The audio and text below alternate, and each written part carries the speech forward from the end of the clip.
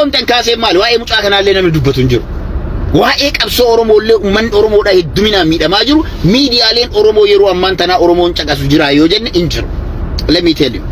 I was watching OMN earlier, YouTube irratti. I was ammallee kadiiroo laalaan ture. Laala. Waa hedduu nama dhagahama. OMN YouTubein isaa nama gara 500,000 qaba. 500,000.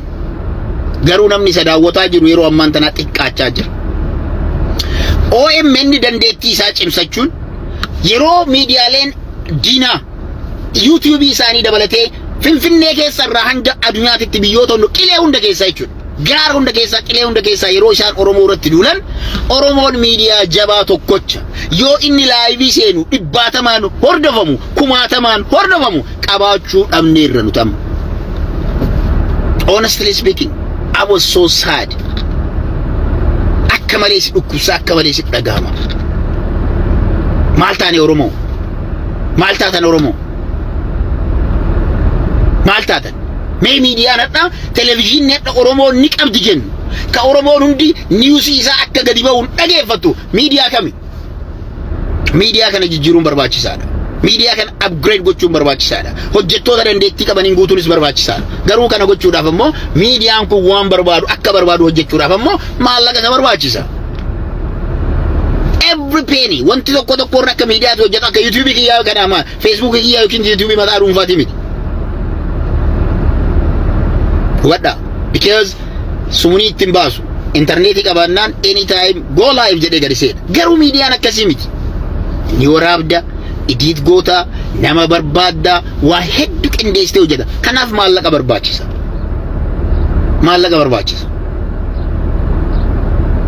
Kanaaf yaa Oromoo OMN tuur gochuuf deema. Tuurii OMN godhu kana irratti Oromoon meeshaa takkittii tana qabadhaa. Meeshaa takkittii tana tikfadhaa Oromoo. Hogganaa baa'oo tokko ture hin gaddawaa jedhu. Oromoon dhaaba jala deemuu dhiisee miidiyaa jala deemaa. Oromoon dhaaba waa sirriitti hojjetu osoo argate guyyaa miti halkanii guyyaa jala deema. Yoo waan hojjenne hoo yoo kana agarre hoo miidiyaa sana jala deema miidiyaan jijjiirama fiduu danda'a. Har'a dubbiin Oromoodhaa kan ukkaamamaa jirtu. Dubbiin Oromoodhaa kan dhokataa jirtu. Sochii sababa dhaabbileen siyaasaa Oromoo dadhabaniif illee miti. Sababa dhaabbileen Oromoo jajjaboo ta'aniif illee miti. Sababa Oromoon miidiyaa hin qabneef. Wanta gaarii feet Oromoon fakkeenyaaf Daawud Ibsaa hojjedhame amma laala. Daawud Ibsaa biyya galeera. Miidiyaadhaan quban qabu. Maal godhaa jira mootummaan Daawud Ibsaa irratti? Onnee uummataa keessaa baasaadha Daawudiin. Chaos out of media si goonaan jechuudha. Laala miidiyaadhaan ala si baafnaan media irratti yaadni kan kee dhuutaanaan uummata Oromootiin connection hin qabdu taanaaniin you are out of game. Yeroo ammaa tanatti Oromoo irra wanti dalagamaa jiru ABO'dhaan ni jedhamu miidiyaa irra jiru. KFO'n illee yoo aggatti yookiin kora godhata wayii malee miidiyaa irra hin jiran. Probably obbo Baqqalaa Garbaattu biyya alaa kana jiraaf carraa miidiyaa bal'inaan argata. Isaan kanaan ala miidiyaa irra hin jiran. Miidiyaa irra hin jiran. Oromoon hadha wanti godhaa jiru haasawa Jawaar Mohammed yeroo dheeraa dura dubbata akkas jedhee ture Jawaar Mohammed. We are sharing the same thing he said over again and again. Laala hubadhaa. Miidiyaan Oromoo akkuma miidiyaa alagaa mi tokkochi Oromoon qabdu dhugaa walitti himnaami. Miidiyaan hangafaa fi guddichii fi ammas akka miidiyaa ulaagaa hunda guuttateet hin jiru. Bakka hundatti silaa waa qabaachuu danda'u fi hojjechuu danda'u OMN. Miidiyaaleen biroos jiru. Shabboon jira. Garuu hojjetaa qaxaree qabaa hin jiru. Nama baddaa qaba because nama muraasatu hojjettoota muraasaan shabboo mataa isaattu jabinaan kenna of kennaa beekaa. Achi keessa namni jiru namni jabaan shabboo keessa jiru. Laala teeknishaana ofii isaatii hojjeta shabboon. Gammeen jira ijoolleen Keeniyaa jiran nama muraasa hanga dhiyoo kana Keeniyaa damee Horn of Africa bananiiru. BBS no Egypt jiran biyya alaa kana keessa illee bakka tokko jiru. Keelloon asis jira Horn of Africa jiran garuu ka ammasii hojjetaa hin jiru almost. Ka isatti hojjetaara ka Horn of Africa san hojjeta bal'inaan. Laala hubadha. With this all miidiyaa ijaarree kuushii nu badhaa tasfaayee waan irra jiruuf waa hundinuu isuma waan ta'eef Dr. Tsaggaayee isaa ta'u namoota biraa isaa ta'u dhiyeessee ofii isaatii waa hunda hojjetata. Akkasi dhugaan jirtu. Namoota kana bira dhaabbachuu kan hin dandeenye yoo taate. Miidiyaalee kana bira dhaabbachuu kan hin dandeenye yoo taate. trust me hanga feete qawwee dhukaas hanga feete qawwee dhukaas hanga feete boombii gadi buus hanga feete laawuncharii gadi naq wanti ati hojjettu sababa kee birattu dhagamtu adunyaa miti beeka saba kan kee keessattu wanti ati wallagga hojjettu arsii keessatti quban qaban wanti ati arsii keessa hojjettu shawaan quban qabu wanti ati tuulama keessa hojjettu jimma quban qabu waan iluun hojjettu harargeen quban qabu harargee miti godin dollaa quban qabu hawaasni qofii isaatii quba waliin qabne miidiyaadhaan jaarraa kana keessatti quba waliin qabne gabrummaa jala turuun isaa beekama gabrummaa jala hin baajee abdachuun rakkisaadha dhugaa walitti himnootaati amma wanti argaa jirru Oromoon maali TikTokiin illee probably percentiin 80 TikTokidha percentiin 90 TikTokidha tapha irratti hundaa'a qoosaa irratti hundaa'a maallaqa argachuu irratti jedhee namni achirra oola maallaqa argachuuf to make money TikTokii gubbatti garuu TikTokiin eenyuun tujjaarsa beektanii maallaqa nuti kennu osoo hin taane Chaayinaatu daran maallaqa addunyaatti saamaa jira bakki maallaqni hin jirre bakki ati waa irraa argachuu hin dandeenye itti seentee jidduudhaan laaqee ofii keetii argachuu hin dandeenye garuu saba keetiif beekumsa dabalattee sagalee itti taatu YouTubeidhaa fi Facebookidha kanaaf miidiyaaleen kunniin waan gaarii akka hojjetan miidiyaaleen OMN sadarkaa OMN itti akka deebi'u OMN ammallee dhiibbaa fiduu akka danda'u ammas fidaatuma jira beeka dhiibbaa fiduu akka danda'u halkanii guyyaa akka hojjechuu danda'u Oromoon maallaqaan dinagdeedhaan bira dhaabbachuu qabaadha dinagdeedhaan bira dhaabbachuu qabaadha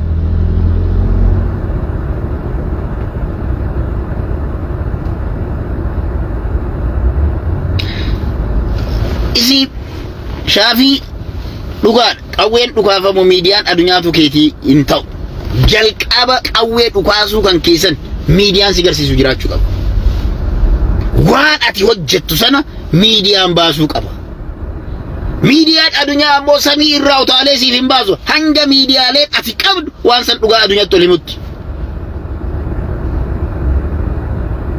amma namoonni tokko qawwee dhukaasu TPLFin maaltu addunyaatti baase qawwee jedhe dhukaaste qofa itteen no waan biyya keessatti deemu dhageeffadhaa isinitti hima waan biyya keessatti deemu miidiyaaleen Tigreedhaa fuudhanii ofiillee hojjetanii miidiyaa addunyaatiin baasan that's what it is garuu ati qawwee dhukaasaa ka waraabdee waan sanii hin dabarsine taanaanin wanti dhufu wanti addunyaan si dhageettu hin jiru because argaarraa bar mormi murameera kaleessa fakkeenyaaf ilmi namaa nama mormi muramee bishaan keessatti darbame maaltu baase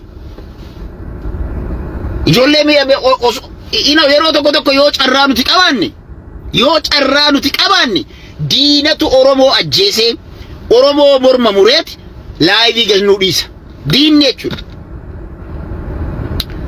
when we are lucky guyyaa rabbiin si gargaaruu barbaadu jechuudha guyyaa rabbiin si wajjin dhaabbatu akkasii godha kanaan ala maal taata osoo namni kan keessirraa jiru osoo wareegama saba qaaliin sabni kan kee kafalaa jiru osoo rasaasaan lafarraa si duguugaa jiran ati ammoo onnee dhabdee bilbila baattee osoo deemtu bar onnee waan hin qabneef lubbuutii yabaafadhettee waan san waraabdee dabarsuu waan hin dandeenyeefi dhumataa jiraatta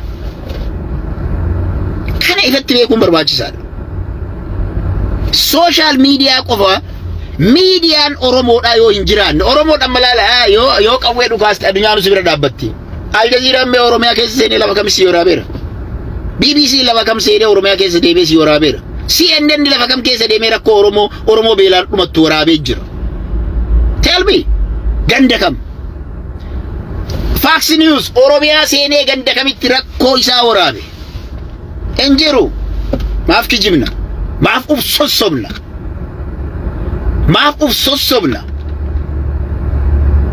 ufin sossobina bu'aa miidiyaan qabu miidiyaan mootummaa Afraaffaadha kanatti sab Oromoon rakkoon qabsoo isaa wallaalummaan teenya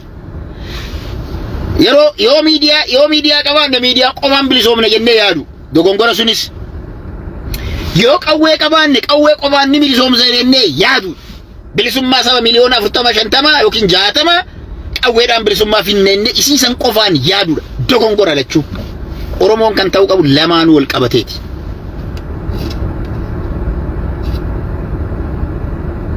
lamaan wal qabateeti. Yoo lamaan wal hin qabsiisne miidiyaa jajjabaa kan addunyaan akka dhuftu godhuu danda'u qawwee dhukaastu miti. Miidiyaa qe'ee sanaa iccitii baasee kanatu deemaa jira jedhu isaan geessu barbaachisa. Amma namoonni akka Shaafii as keessa ta'anii addunyaa miidiyaan addunyaa walloo keessatti ummanni walloo wareegamni inni kafalee wareegama xiqqaa. Tell me miidiyaa addunyaa rakkoo walloo ka gabaasaa jiru. Mee waan biraadis Shaafii Said wadaa mee rakkoo walloo naa himes. Miidiyaan addunyaa Al Jazeera, BBC, CNN kan gabaasaa jiru tokko fidime. Tokko hin jiru. Fiduu hin dandeettu miidiyaa tokko. Haqa Oromoo ganamaa galgalatti faannoon Oromoo irratti guyyaa Oromoo mana hidhaatii baasanii ilmaan Walloo mana hidhaa isinii jijjiirra jedhaniitiin fuudhanii deemaniin rasaasa artistoonni itti barate fidime miidiyaan addunyaa kan gabaase dhaqee iddoo sana. Guyyaa ambulaansii keessaa ilmaan Oromoo gadi guuraniitiin fidime miidiyaa addunyaa kasii gabaase. Amma dheengadda kunoo nama meeqa fixan karaa qabanii makiinaa guutuu keessaa ijoollee biyya Arabaatii durba galtu fixan. Durba biyya Arabaatii hojjetattee laffaattee haadhaaf abbaa ofii arguudhaaf deemtu rashanan fidi miidiyaa addunyaa kasii gabaase. Kuni sammuun keessan qollofamee warra jiruudha kun warra sammuun qulfii warra inaa namoonni tokko jibbaa OMN warri qabdan jirtu jibbaa miidiyaalee Oromoo warri qabdan jirtu garuu miidiyaa Amaaraa Itiyoos 360 warri ganamaa galgala jala deeme jalatti du'ee ilaaluuf views isaanii guddisu isin Oromoota akkasiisanii ka Oromoo hin barbaaddu kan alagaa ammoo YouTube isaanii jala mul'insi citu. Rakkoodha kun rakkoodha. Kanaaf an ummata Minnesootaatiif ergaan qaba. Yoo Minnesootaa keessa jiraattan guyyaa boru malee iftaan nama 28 hubadhu kaa namni kun hundi dhumatee miidiyaa addunyaa kamtu sii gabaaseera. Nothing, zero. Kanaaf faayidaa miidiyaa warri hin beekne warri miidiyaa argee hin beekne garuu feesbuukii banateetiin qubni isaa barreessuu kan danda'u laal wadhamu wanti inni barreesse amma addunyaa gahee jira. Garuu waan inni barreessitan waan an dubbadhu tan Al Jazeera miti rakkoo kana himaaru. Ummanni Oromoo Booranaa waggaa 5 beelame waggaa 5 san keessa namni tokko gabaaseera.